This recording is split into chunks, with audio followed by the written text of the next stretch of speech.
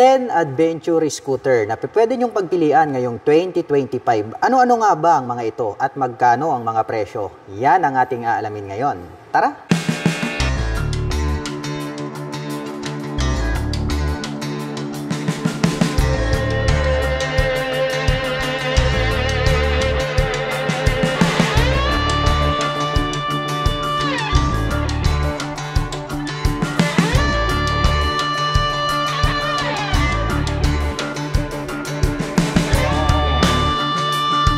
FKM ADV Venture 180. Mayroon po itong full LED na dual projector lights along with daytime running light.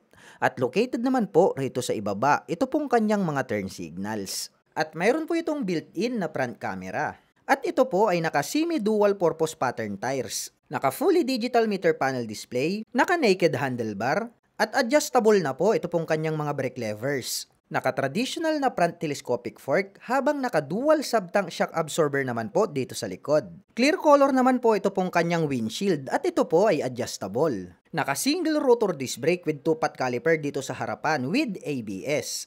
Habang naka-single disc brake single pot caliper naman po dito sa likuran with ABS. At ito po ay naka-spokes rim set. Ito po talaga ang literal na adventure scooter. At ang kanya naman pong mga button selectors, meron po itong passing light, may additional navigation button para sa meter panel display, may high beam and low beam turn signal selector sa kanyang horn. Habang dito naman po sa kabila, mayroon po itong auto stop start system, may hazard button at ang kanyang electric starter. At ang sukat naman po ng kanyang gulong rito sa harapan, ito po ay mayroong sukat na 110 by 80-14, habang mayroon naman po itong sukat na 130 by 70-13 dito sa likuran. At mayroon po itong park brake lock. Naka-smart keyless system ang ignition at mayroon po itong fuel at set opener button. May built-in na USB charging port at mayroon po itong fuel tank capacity na 10 liters. Malapad po ito pong kanyang upuan at naka-two-tone color combination naman po ito pong kanyang seat cover na black at gray. Stylish din po ang dating nito pong kanyang integrated na grab bar. Converted na rin po ito as rear carrier. At mayroon na din po itong traction control system. Malapad din po ito pong kanyang pillion board with footrest extension. At mayroon po itong rubber cover on top na anti-slip.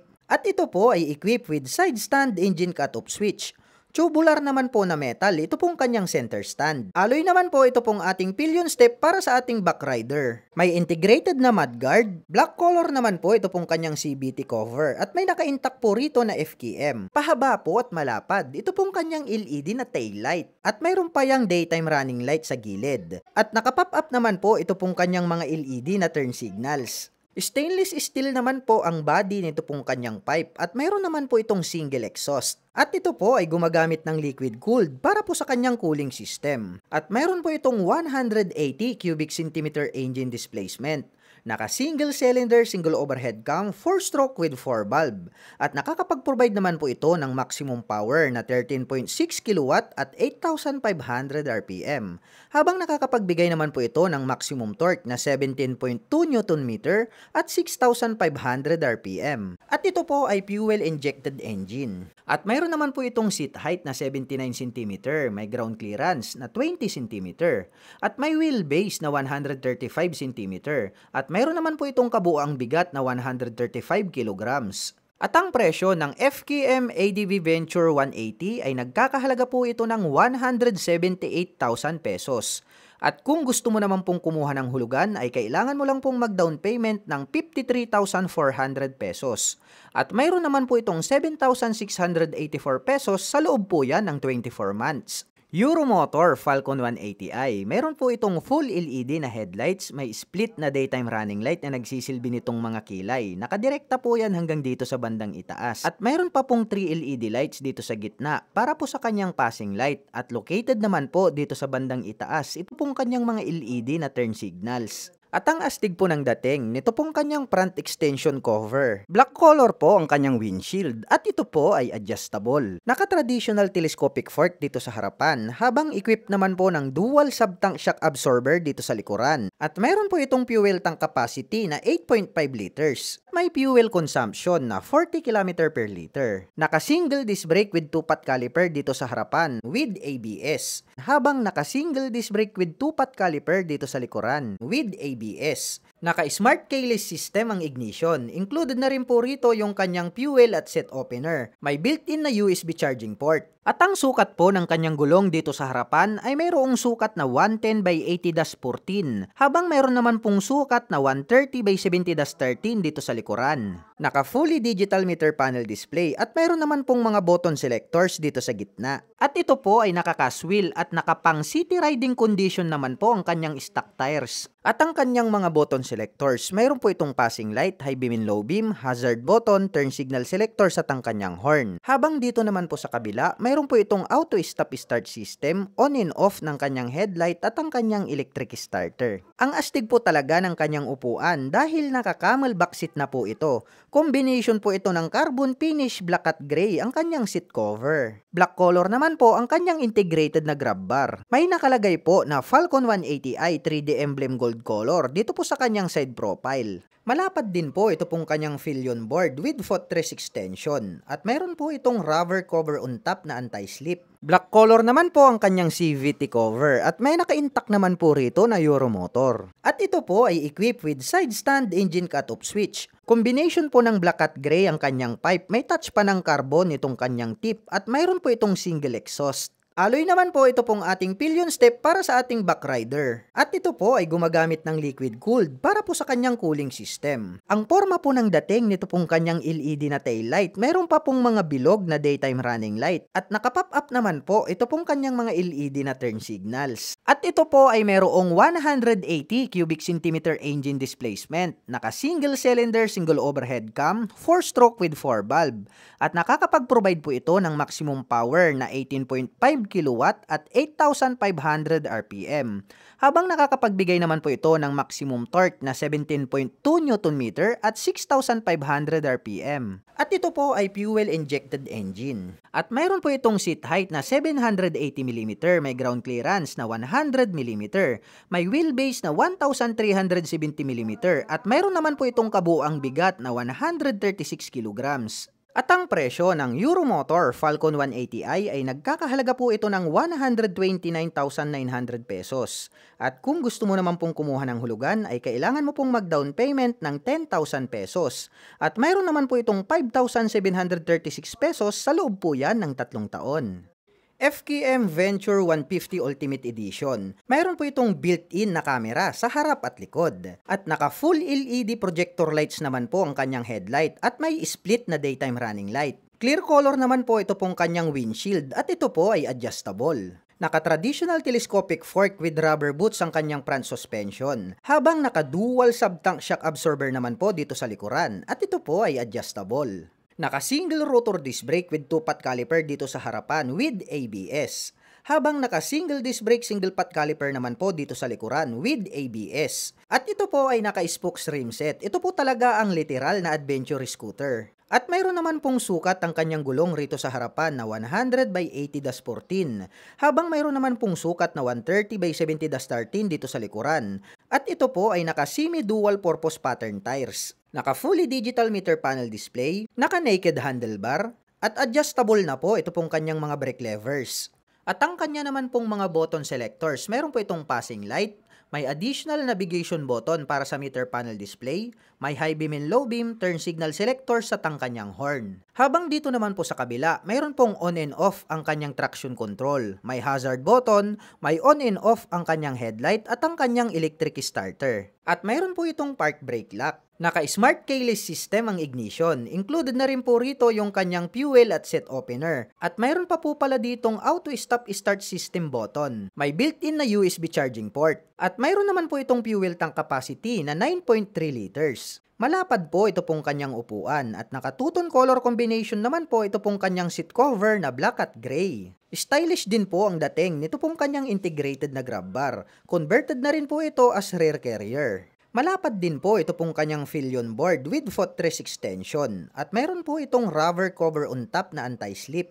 At mayroon na din po itong traction control system. At ito po ay equipped with side stand engine cut-off switch, Tubular naman po na metal, ito pong kanyang center stand. Alloy naman po ito pong ating pillion step para sa ating back rider. Black color naman po ito pong kanyang CVT cover at may naka-intact po rito na FKM. Napaka-porma po nito pong kanyang LED na tail light at mayroon pa yang daytime running light sa gilid. At naka-pop up naman po ito pong kanyang mga LED na turn signals. Very sporty looks po ang dating nito pong kanyang stock pipe at mayroon naman po itong single exhaust. At ito po ay gumagamit ng liquid cooled para po sa kanyang cooling system. May integrated na mudguard, may FKM na 3D emblem na nakalagay dito po sa kanyang side profile. At mayroon po itong 150 cubic centimeter engine displacement. Naka single cylinder, single overhead cam, 4-stroke with 4 valve. At nakakapag-provide naman po ito ng maximum power na 12.1 kW at 8,500 RPM. Habang nakakapagbigay naman po ito ng maximum torque na 14.6 Nm at 5,500 RPM. At ito po ay fuel-injected engine. At mayroon naman po itong seat height na 800 mm, may ground clearance na 165 mm, may wheelbase na 1,324 mm, at mayroon naman po itong kabuuang bigat na 155 kg. At ang presyo po ng FKM Venture 150 Ultimate Edition ay nagkakahalaga po ito ng 168,000 pesos. At kung gusto mo naman pong kumuha ng hulugan, ay kailangan mo lang pong mag-down payment ng 16,800 pesos.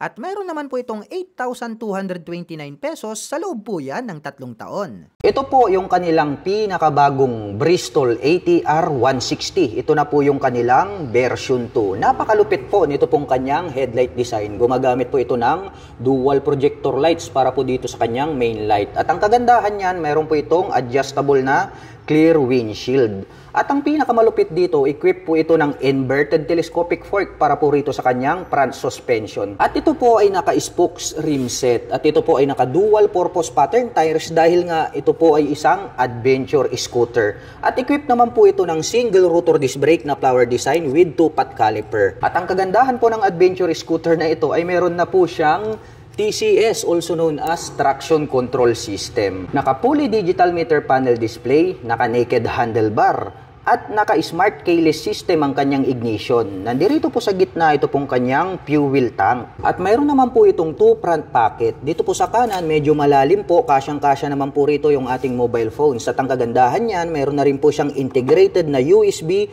charging port. Dalawa pa yung inyong pagpipilian. Meron tayong USB-A at USB Type-C. Habang dito naman po sa kabila, mas malalim po ito pong kanyang right side pocket. Pwede po tayo ritong maglagay ng mga gloves, coins, etc. At ang lapad po nito pong kanyang upuan. Two-tone color combination po pala ito ng gray at matte black. At naka-liquid cooled po ang kanyang cooling system. Kaya maaasahan natin sa mga mahahabang biyahe. Maporma din po pala ito pong kanyang exhaust pipe. Black color naman po itong kanyang tip at mayroon naman po itong single exhaust. At ang kagandahan pa po nito ay equip po pala ito ng dual sub-tank shock absorber. Mayroon na po itong canister at ito po ay adjustable. Ang kanya naman pong preno dito sa likuran ay equipped with single rotor disc brake with single pot caliper. At ito po ay naka-dual channel ABS both front and rear. Very unique po ang pagkakadesign. Ito pong kanyang taillight, napakalapad at malaki, kaya very visible po kayo sa gitna ng daan. At ang presyo naman po nito pong kanilang pinakabagong Bristol ATR 160 version 2 ay nagkakahalaga po ito ng 159,900 pesos. At kapag cash nyo po itong bibilhin ay meron po itong 10,000 discount at nagkakahalaga na lamang po ito ng 149,900 pesos.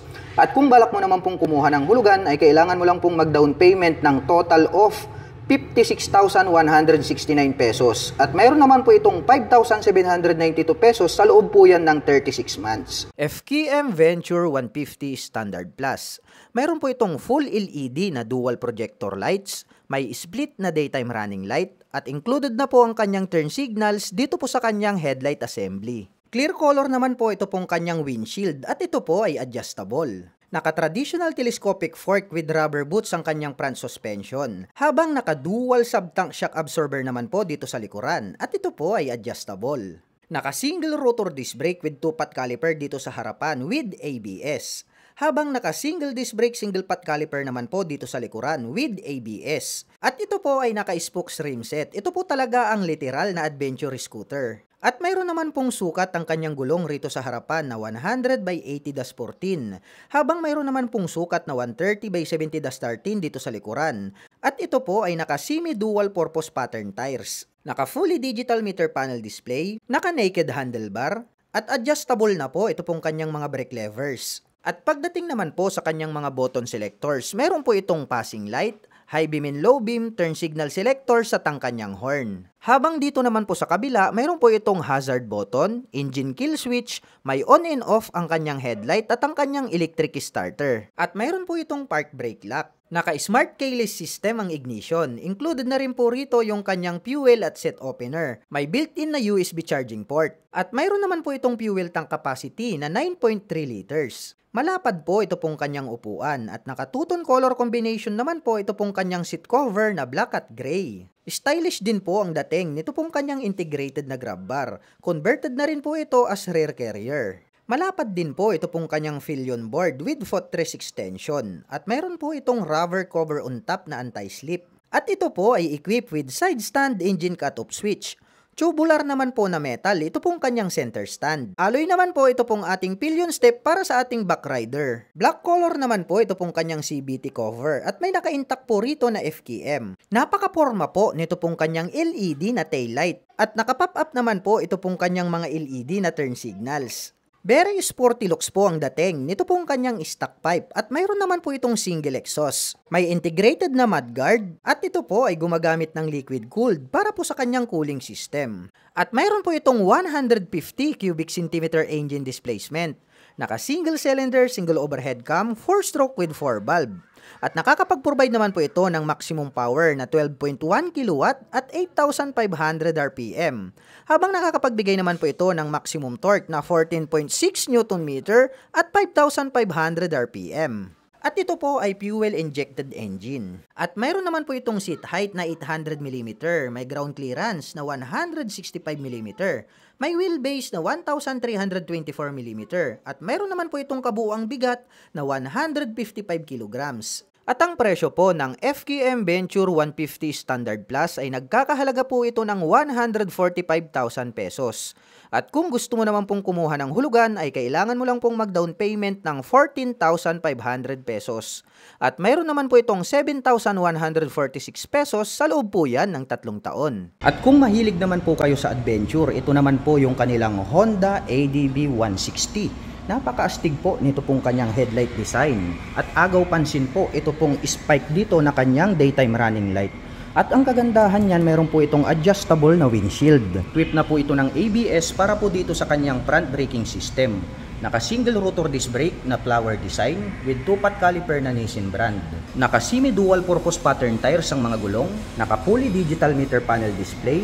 Naka naked handlebar at equipped naman po ito ng smart keyless system para po dito sa kanyang ignition. Located po dito sa gitna ito pong kanyang fuel tank kaya more accessible. At ang ganda rin po nitong kanyang upuan, malapad at malambot kaya very comfortable sakyan. Buksan naman po natin itong kanyang upuan. Ang lawak po pala nito pong kanyang underseat compartment. Very spacious kaya marami po tayo ritong mailalagay na mga personal belongings. Naka-liquid cooled ang kanyang cooling system. Gumagamit po pala ito ng dual sub-tank shock absorber para po sa kanyang rear suspension. Mayroon din po itong footrest extension. Astig din po ng pagkakadesign nito pong kanyang taillight. At ito po ay naka-single rotor disc brake with single pot caliper dito sa likuran para po sa kanyang braking system.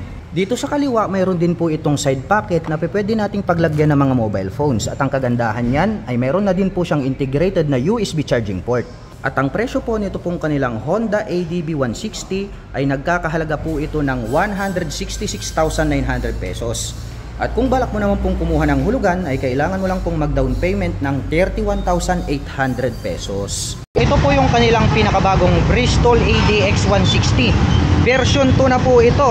Ito po ay naka 4-valve na. Napaka-astig talaga nitong napakalapad na kanyang daytime running light.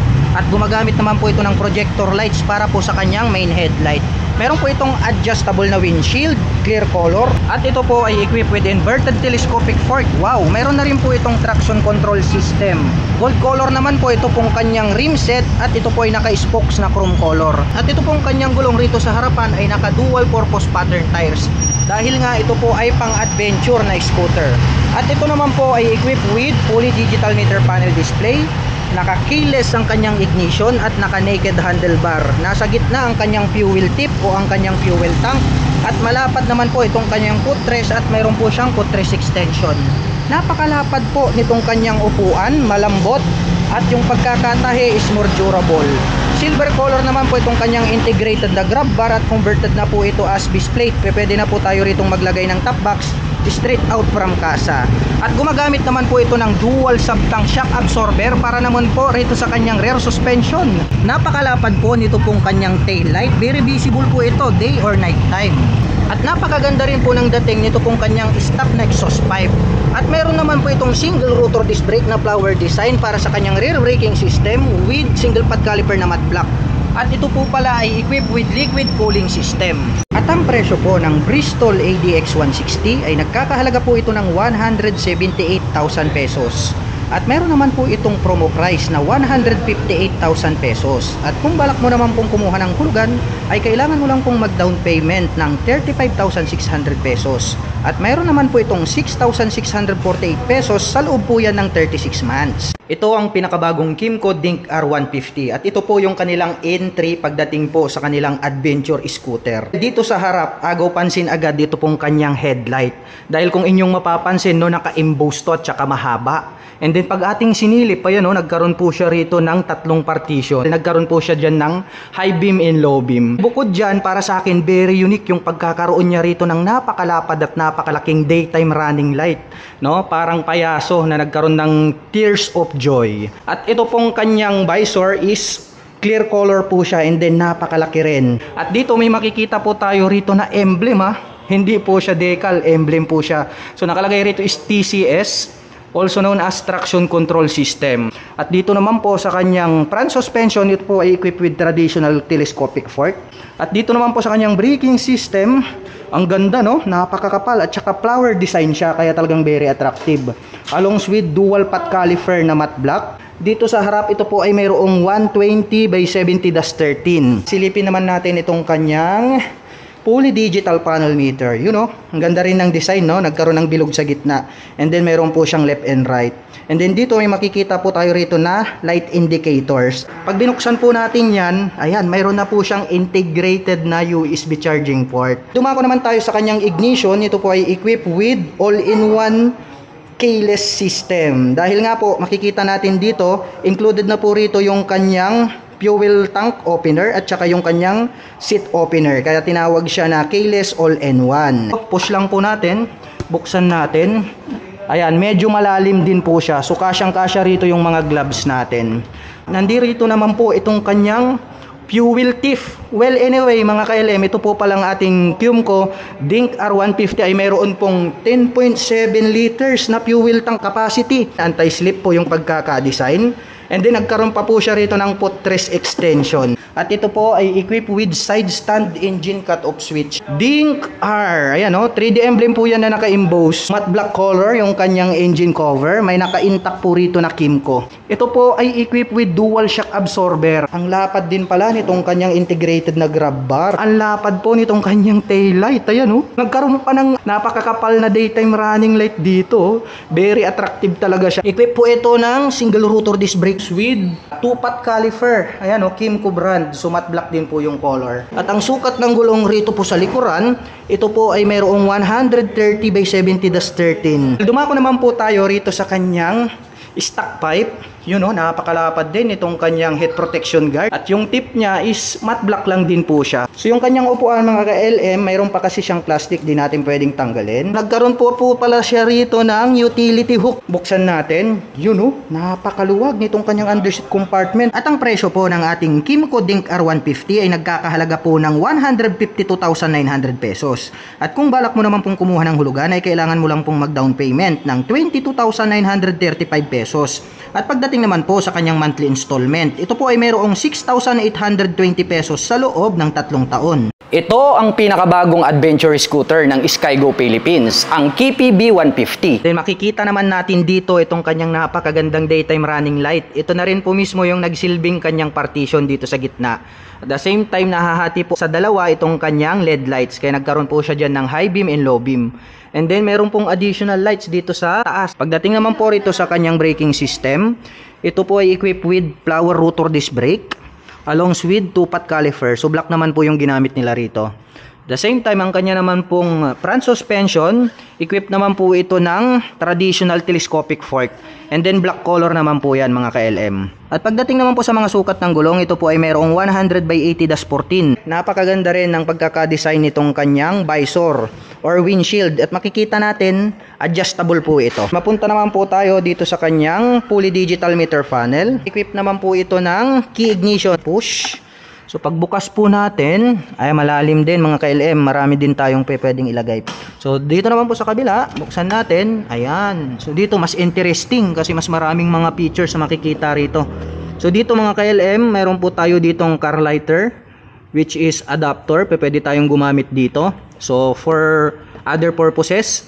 And then meron naman po tayo ditong USB ready. Ayan o. So type A yan. Ito naman po yung kanyang footrest. So rubber type naman yung kanyang cover. Equipped na rin po ito ng side stand engine cut off. Black color naman po itong kulay ng kanyang engine. Pagdating naman po rito sa kanyang tail light. Ayan o. LED na rin yan mga ka-LM o. So ang ganda nitong kanyang daytime running light dito. Itong kanyang braking system dito sa likod. Equipped pa rin ito ng flower rotor disc brake along with single pot caliper. Pagdating naman po sa kanyang suspension, equipped po ito ng single shock absorber, which is monoshock naman po ito. At mayroon po itong sukat na 120/70-14. So yan po yung itsura nitong kanyang exhaust pipe cover or head protection guard. Nandito naman po itong kanyang radiator cover, matte black color naman yan. So alam na natin mga ka-LM, pag ito po ay merong radiator, syempre equip po yan ng liquid cooling system. At mapunta naman tayo dito sa kanyang upuan. Napakaganda rin itong kanyang seat cover. Nagkaroon po rito ng dual tone color combination. Buksan naman natin para makita natin itong kanyang underseat compartment. So medyo maluwag din mga ka-LM. Kasyang-kasya naman dito yung mga important belongings na kailangan nating ilagay like jacket, gloves, papers, and then additional tools. At ang presyo po ng ating Skygo Kipi B150 ay nagkakahalaga ng 112,800 pesos. At kung balak mo naman pong kumuha ng hulugan ay kailangan mo lang pong mag-down payment ng 8,000 pesos. At pagdating naman po sa kanyang monthly installment, ito po ay mayroong 5,995 pesos sa loob ng 3 taon. Ito naman po yung kanilang pinakabagong Rossi Adventure X 150i. Napaka-astig no, hindi na po talaga nagpapahuli si Rossi pagdating sa kanyang mga modern na motorcycle. Dahil maski siya, naglabas na rin po siya ng adventure scooter. Silipin po natin itong kanyang headlight. Gumagamit po pala ito ng dual projector lights para po dito sa kanyang mga ilaw. At ang very attractive dito po sa kanilang adventure scooter, nagkaroon ng touch ng carbon. Ito pong kanyang mga facial cover hanggang rito sa bandang itaas. At ang kagandahan niyan, ito pong adventure scooter na to is mayroon po siyang windshield. At ito po ay adjustable. So pwede po natin yang i-adjust. Depende po sa ating riding preparation. Ito po palang kanyang mga turn signals ay located po pala rito po sa bandang itaas. Ito po pala ay gumagamit ng traditional telescopic fork, glossy black. At mayroon naman pong rubber protector po rito. May nakagay po pala rito na CBS na decal. Combination brake system. So ang kagandahan po niyan ay nakakapagbigay po yan ng balance na stopping power. At ito naman pong kanyang single rotor disc brake with 2-pot caliper na matte black. At ito pong kanyang cast wheel, kalesa type po pala yung ginamit nila rito at matte brown color naman po siya. Ang sukat po ng kanyang gulong rito po sa harapan, ito po ay mayroong sukat na 110/80-14. At ito po ay naka semi dual purpose pattern tires, tubeless na po yan. Silipin po natin ito pong kanyang fully digital meter panel display. Malapad din po siya at nagkaroon po siya ng 2 button selector dito sa magkabila.